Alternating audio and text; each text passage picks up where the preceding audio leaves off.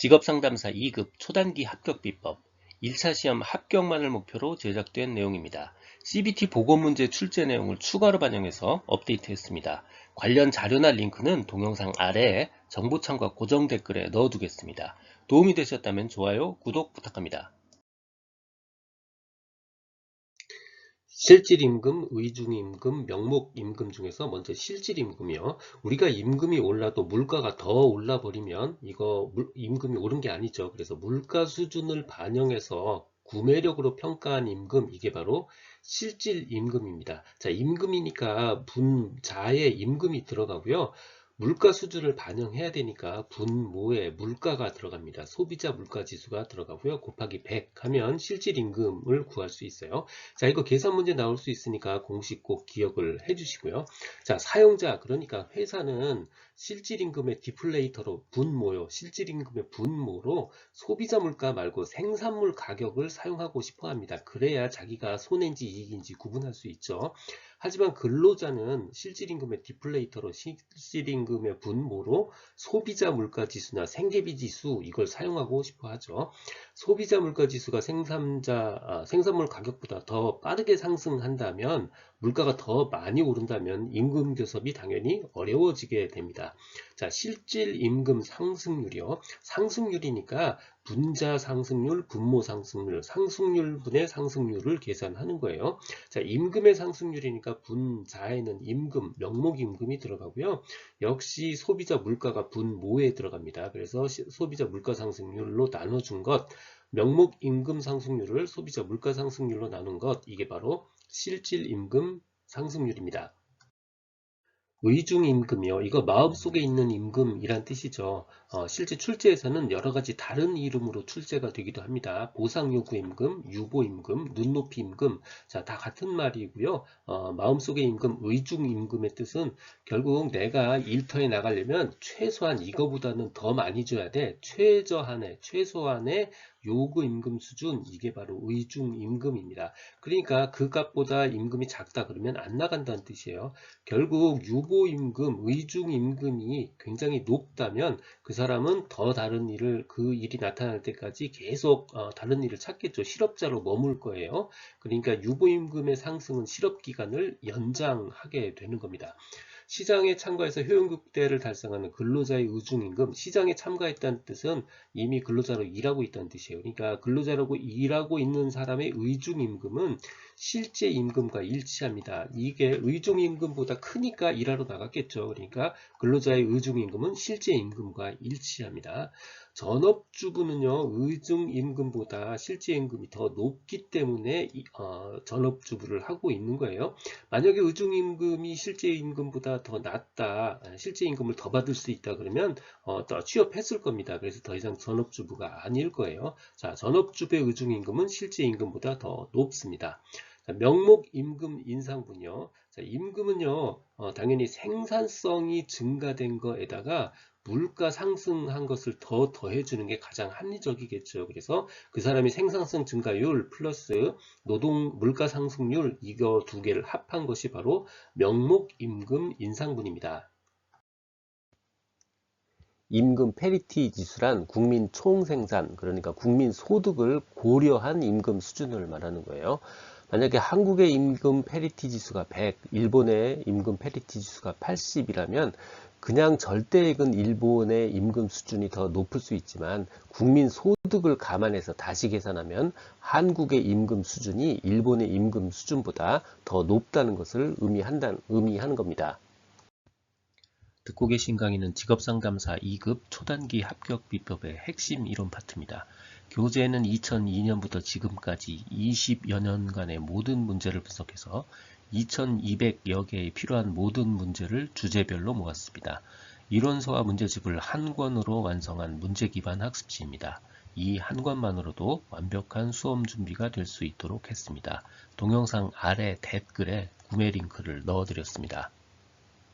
차별이나 차이로 인해 발생하는 임금 격차요. 직장 경력에 차이가 생겼다는 건 결국 인적 자본 축적에 차이가 생겼다는 겁니다. 인적 자본 축적의 차이요. 즉 인적 자본 축적의 차이로 임금 격차를 설명할 수 있습니다.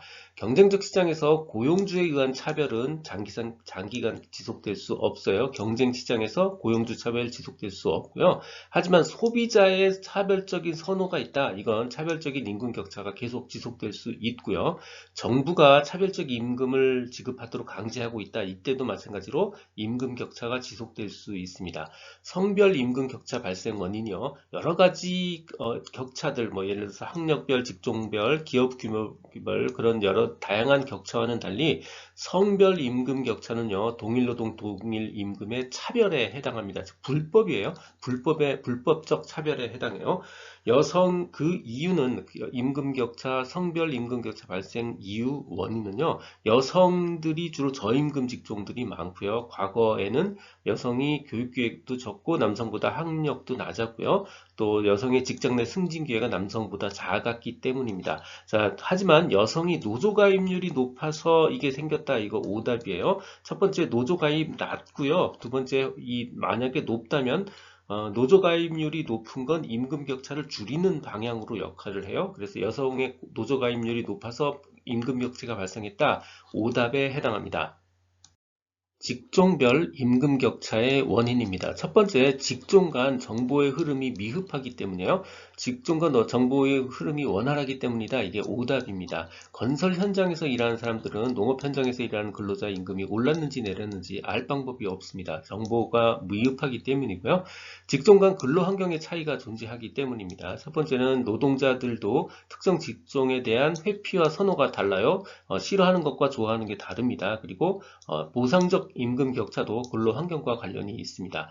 직종에 따라 노동조합의 조직률의 차이가 나서도 임금 격차가 발생하고요. 비경쟁 집단, 즉 다른 직종으로의 이동이 현실적으로 어려운 부분을 이야기하는 겁니다. 같은 직종끼리는 경쟁이지만 다른 직종으로 가면 잽이 안 돼요. 이게 바로 비경쟁 집단을 이야기하는 겁니다. 오답에는 직종 간 자유로운 노동 이동이 존재한다. 이거 오답입니다. 현실적으로 비경쟁 집단이에요. 그래서 이것도 어려울 뿐만 아니고요. 이게 된다면 결과적으로 직종 간 이동은 격차를 줄이는 방향으로 갑니다. 임금 격차를 더 발생시키지 못합니다. 직종 간 이동, 노동 이동, 자유로운 노동 이동, 오답에 해당합니다. 임금 격차의 원인이요. 경쟁적 요인과 비경쟁적 요인이 있습니다. 먼저 비경쟁적 요인이요.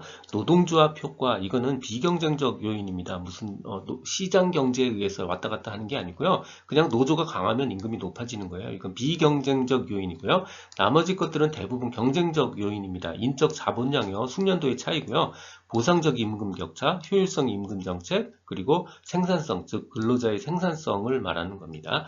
노동 수요에 대한 공급의 차이, 이것도 임금 격차를 만들어내고요. 차별, 예를 들어서 성차별 같은 것도 임금 격차를 만들어냅니다.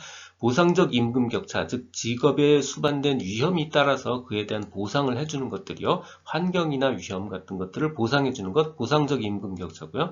기업의 수익성이나 경쟁력에 따라서 경쟁이 심한 A산업보다 독점적으로 수입이 높은 B산업이 훨씬 임금이 높은 경향이 있습니다.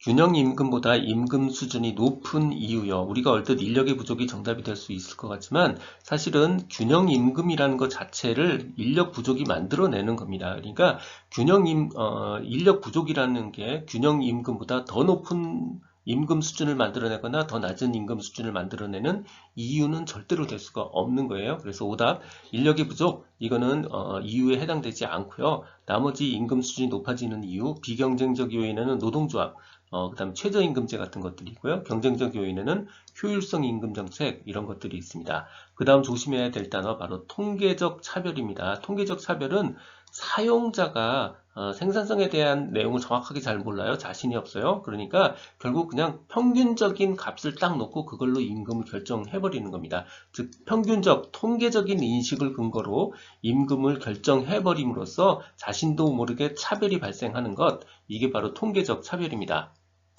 이 내용은 블로그와 전자책에 동일하게 그대로 있습니다.